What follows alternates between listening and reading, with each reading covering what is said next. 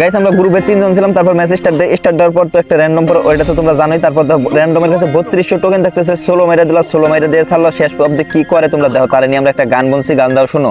3200 token থাকতে মাইরা দিলে সোলো, একটু পরে এনিমি চাচা ভইরা তরে দিব, ভইরা দেওয়ার কি যে জ্বালা, ভইরা দেওয়ার কি যে জ্বালা, বুঝবি একটু পরেতে, আর যাবি না সোলো মারিতে, ও হাইস নেলো আর যাবি না সোলো মারিতে, সামনে যাইয়া পাবি তুই 4 জনেরই দেখা, ফুল স্কোয়াডে মিলা তরে খাইয়া দিব একা, 4 জনেরই ঠেলার বলে কি যে বলে জ্বালা, বুঝবি তুই একটু পরে আর একটু গাড়ি চালা, চালাইতে চালাইতে ভইরা দিব হাসিনার পিছন গলিতে, আর যাবি না সোলো মারিতে, ও হাইস নেলো আর যাবি না সোলো মারিতে।